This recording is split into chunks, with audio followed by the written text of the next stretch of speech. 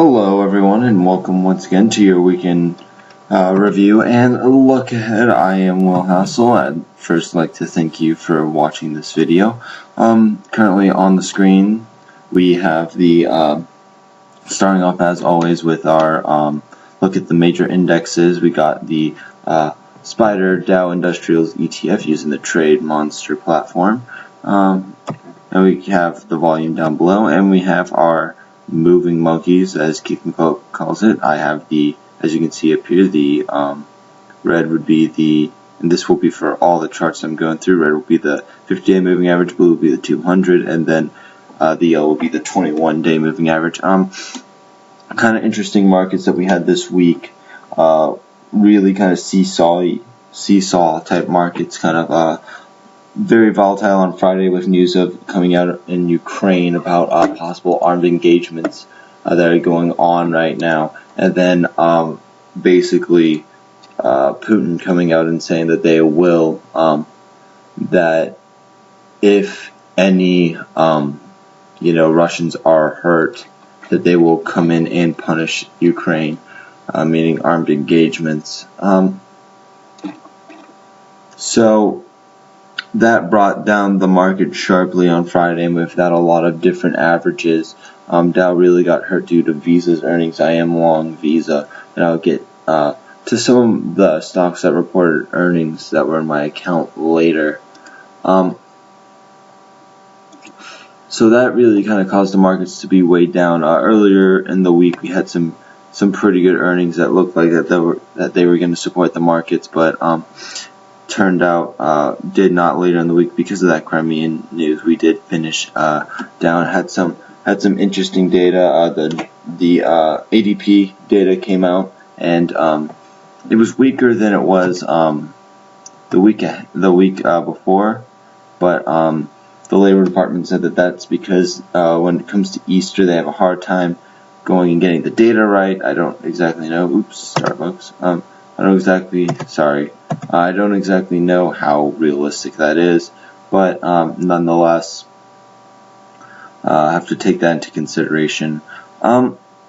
Michigan sentiment number on Friday was the highest it's been since 2007, so that is really, really good. Looking at the technicals here for the Dow Industrial Average ETF, we did close slightly above that 52, that 200-day moving average, which, as we can see, is 163 spot 24, and it closed at 63 spot 35. So not too much higher, but it still closed higher, and it closed lower than the 21 and 50-day moving average. Just keeps going back to Starbucks. Here comes the SPY, the spider for the S&P 500 index. Pretty much the same chart as the Dow that we showed, although the Dow did run into and kind of bounce off that 200-day moving average like we saw. The spider ETF went in, did close way above the 200-day moving average as opposed to the Dow, and this one has a pretty small gap between the 21-day and where it closed. So there's the S&P. S&P did have a lot of earnings that came out this week. NASDAQ was pretty volatile this week. Had a big opening jump on Thursday because of the Apple earnings. I'll go and talk about Apple later in the program here, but we had that big spike Thursday coming in because of both Apple and Facebook, which I'll also go over, having very, very good numbers. But the QQQ did close just right on that. Let's see if we can get 200-day moving average. Did close just slightly above the 200-day moving average and below the 21 and 50-day moving averages, but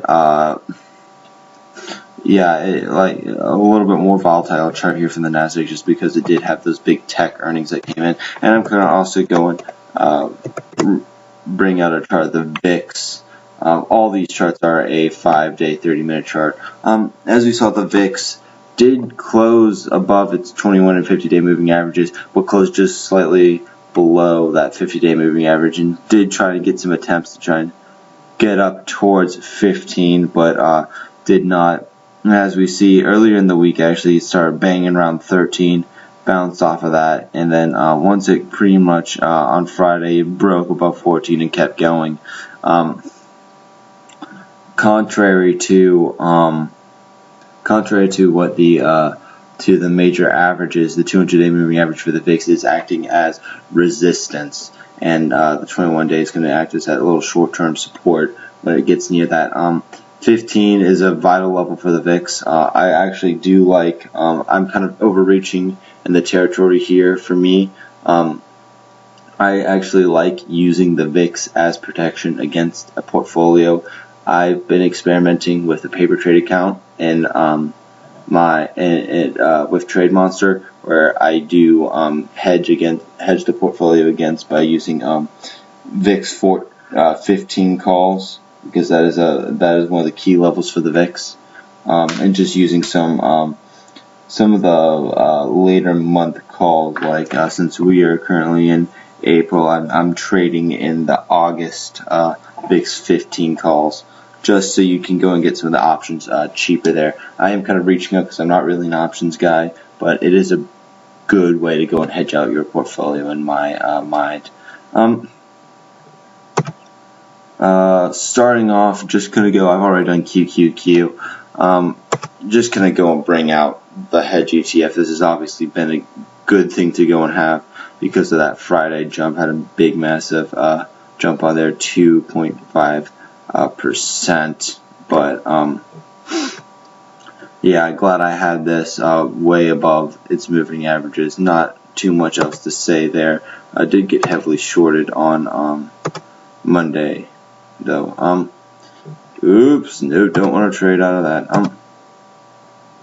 JPM was the Dow component, so it has been under a lot more pressure than, let's say, Goldman Sachs, which I'll bring up, which was down pretty significantly on Friday as well. I'll even throw up Morgan Stanley, which as we were talked about, had really good earnings. But financials and all haven't been acting too well, except for the case of this one right here, which is AIG. AIG has been performing absolutely well right up until Friday, where it just kind of started collapsing a bit. I've been seeing a lot of talk about this one on StockTwits. I am a shareholder in it, and we do actually have earnings coming up on Monday. But it's always this kind of run up before earnings, as I mentioned in the latest video. But it did, I did really like it, the way it was performing. If I do get some significant gains, I'm probably going to trade out of it after earnings. I'll go into cores just because that's my next non earnings stock, and whoops, I completely forgot about your preview, so I'm actually going to dive right into that. Completely forgot about that. I got so obsessed into just rolling out through charts. So for this week on Monday, we have March pending existing home sales indexes released. ECB President Mario Draghi speaks at the joint conference of Germany's coalition government parties in Bonn, and Alan Greenspan will be speaking at the Economic Club in New York that day. You may see some commentary about that come out. Same kind of thing with same kind of thing of what Draghi's going to be doing. We saw this with Janet Yellen. I think it was a week or two ago, where a lot of her comments that came out of there went and got broadcasted. Well, not broadcasted, but got talked about. On Tuesday, the Case-Shiller Home Index year-over-year gain is expected to decline slightly. A small rise is expected in the April Consumer Confidence reading. This is all for Tuesday.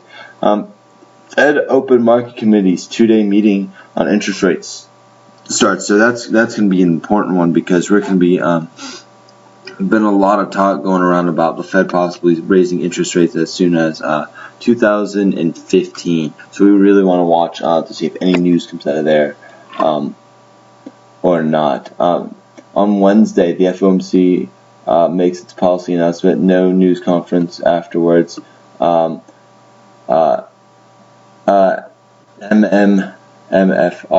Chief U.S. Economist Joshua Shapiro expects the market to concentrate on any changes to forward guidance. Bank of Japan meets on monetary policy on Wednesday as well. ADP payroll survey is released on that day. Thursday, we're looking for the April ISM Manufacturing Index to increase to 54.2 from last month's reading of 53.7. I'm just going to change my color scheme. Sorry that keeps showing up. Ooh, that actually looks brighter already now, doesn't it?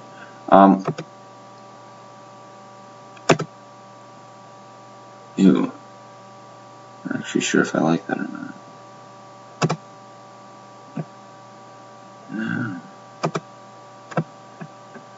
Oh man, that just messed everything up now, didn't it? So I'll have to go and change those settings later. Also on Thursday of March, personal income should rise spot 5%, and personal consumption should rise spot 6%. Weekly jobless claims expected to drop from 325,000 drop to 325,000 from last week's claim of 329,000. The median expected estimate is 319 though.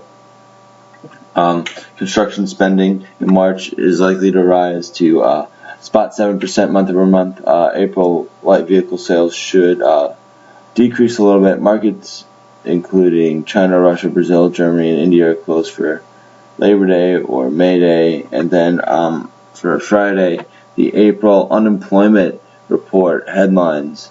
Total non-farm payrolls and private payrolls should both rise 210, with the unemployment rate expected to hold steady at 6.6%.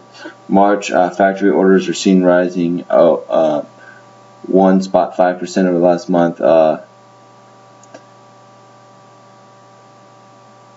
And then that's just about it, other than the Kentucky Derby will be on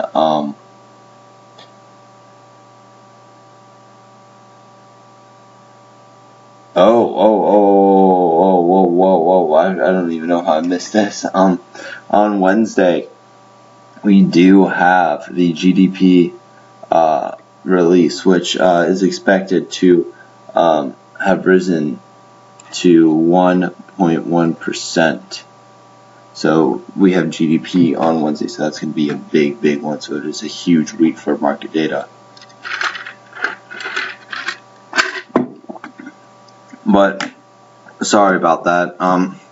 Going back to Michael Kors, was trading up, kind of traded down, wasn't exactly too happy about that. But it just started to snap downwards almost immediately, because we had this news of that Pine Capital did increase its stake in Michael Kors. Then on Wednesday, we did go and see a little bit of selling into the news. And as I was watching, I was thinking, okay, it's not going to be that big of a deal. It did raise like 3% on that day, so I expected it to go down. But it just got selling increased and just kept on going throughout the week. Next stocks that had earnings. I'm gonna try and be as entertaining as I possibly can, so I'm gonna go to Visa first. Visa is a stock that I actually may trade out of here. My cost basis is about $24. $204. So I am looking at a bit of a loss here. No, it's $203. So I'm looking at, as you can see here, $8 loss. I have to say they knocked the ball out of they knocked the ball just out of the park when it came to earnings. It was phenomenal. But unfortunately, what happened was they mentioned that they thought they saw some growth because they thought they saw some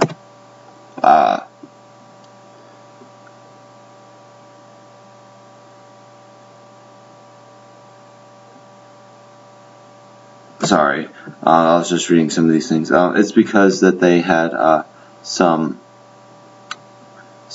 because the sanctions on Russia actually went and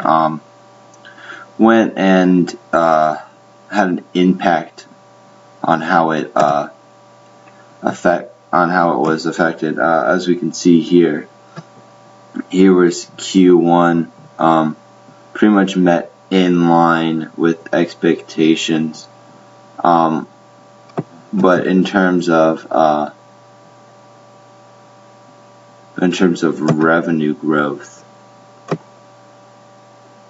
it missed by just a little bit, but it had a pretty actually great earnings per share growth as compared to last time.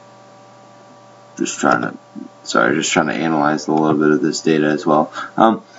But what really happened was that a lot of talk came out that they said that a lot of their growth kind of slowed. Well, not that their growth, but they saw a lot of decrease in. They were highly affected because of what happened over in Russia with all the sanctions on the Russian people and some of the people in Ukraine. So they saw a decrease in that, which is going to hurt them. That's why I think a lot of people went and shorted this stock or sold this stock right after earnings and into Friday, was because of that move. Was because of that they were scared of some of that overseas risk. And I actually kind of have to say that's one of the reasons why I do want to trade out of this. Hopefully I can make a small profit on it. Because $200 is a huge support level that we're talking about here. This kind of 200, 198 range is big support, and you can really see that as you see that it just kept bouncing up at $200 a whole lot. It is a solid play for long term, but I'm not sure if I want to hold it for that long yet.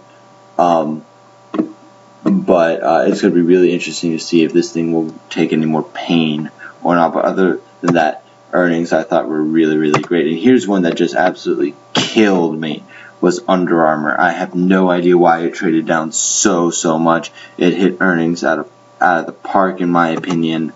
But it's just been getting absolutely hammered. It does have a pretty high PE, but I'm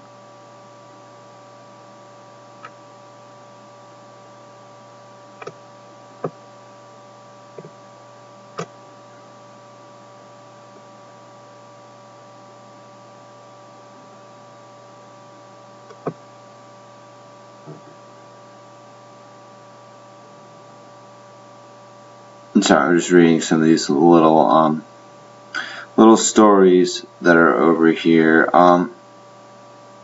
It was invited into the S&P, so it did get a little bit of an upturn, but then that kind of brought it into Friday and just kind of brought it down really. But the earnings I thought were really good for this.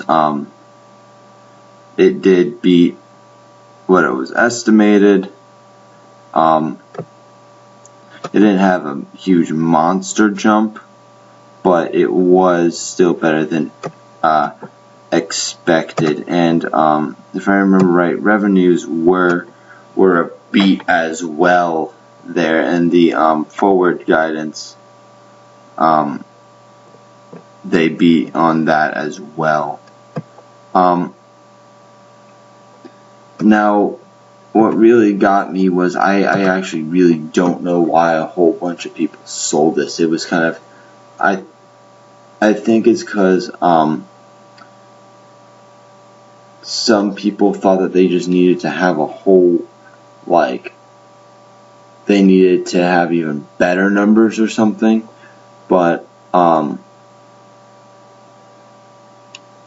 it was added to the S&P, and from all that I could see from the quarter, it was just really, really, really solid.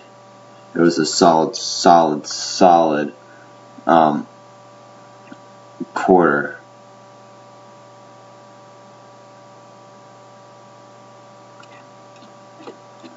I do like it. I think I'm going to keep it. I'm definitely keeping it around even more. This, I think, would be a great buying opportunity. If I did sell some Visa, sell some AIG, I would be buying Under Armour and this other name, which had some of the most spectacular earnings I think I saw this entire earnings quarter, and that had to be Starbucks. My God.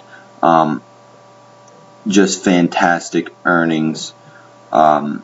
Howard Schultz came out and said, for coffee futures, which a lot of people have been selling this name because of the stupid coffee futures, because of the stupid coffee costs. He said coffee costs don't really matter. We are completely and utterly hedged until, mid 2015. He said they're expanding like crazy. Their margins actually improved from basically 14% last year to 16% this year. Revenue did come, they met their earnings, but their revenue did slow down just a little tiny bit. It missed, but I do think that Starbucks is only going to go up from here. A lot of great things came out of that quarter. A lot of talk about how China was really big, had really great sales, and a lot of talk about their star currency program. A lot of talk about this, and they kept using the term currency, which really got me excited. Although it's not like Bitcoins, these things can't be traded or anything like that, but they do go provide a currency type aspect in the sense that you get free drinks. It's a rewards program, and they talk about how they're starting to integrate Teavana more into their stores. They're switching all their Tazo teas to Teavana. The new Oprah Chai is coming out. They're opening up even more Teavana stores, and they're seeing great sales in tea from overseas. And that's what I really, really like about Starbucks, and that's why I think I'm still long. That's why if I sell AIG, if I sell Visa, any of those names, I'm adding to Starbucks, I'm adding to Under Armour, I'm adding to Michael Kors, maybe, although their earnings are later this week. And as promised, I'm going to go over first Facebook, which did see an initial rise and then fall in terms of earnings. And here I'll go through some of their earnings. I thought their earnings were actually pretty good in what they delivered. Here we go. They did beat by basically 10 cents on earnings, which was nice. And then if I remember right, their revenue growth was really, really good. Yeah, beat on 142, which wasn't necessarily as good as last time, but still great in line. Facebook, they're coming more and more into mobile, and I think they're becoming more and more of a powerhouse, in all honesty. I can't recommend it too much just because I'm not too sure about it. I haven't done too much homework on it. It hasn't really been on my radar and things I necessarily want, but it did have, in my opinion, great earnings. Now going on to Apple to finish off. Warning, warning, warning, I may piss a lot of you guys off by going on a mini rant here about Apple. In my opinion, this quarter wasn't really that good.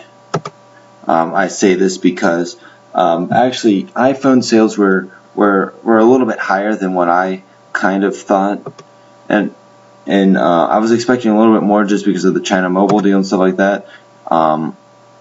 They did have great EPS. Revenue was pretty good as well. They did beat but I have to say the only real reason why it was up so much was because Tim Cook is a great financier.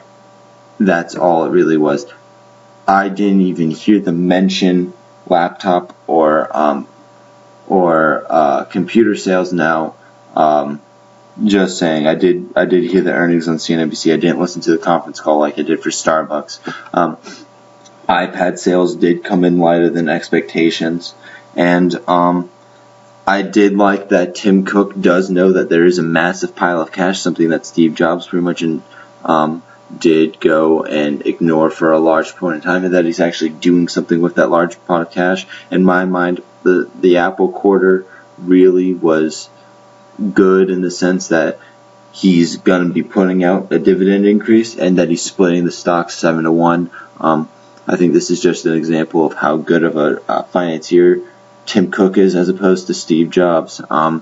And my whole thing about Apple, especially when people go and talk to me about, how great Apple is, and I say it's not really great right now with Tim Cook. It's kind of in an interesting lull in the sense that they haven't had any real new products coming out. Don't tell me the iWatch is going to be fantastic, because Samsung has already done it, has already beaten Apple to the punch, and they're coming on their second generation of iWatches before Apple even has their first. iTV, it's probably not even going to happen. They have the Apple TV out there, but the whole Apple actually making a TV set doesn't look like it's happening. Besides, as we know, Sony and Samsung are already in those businesses. Amazon's quickly starting to make Apple TV get a run for its money.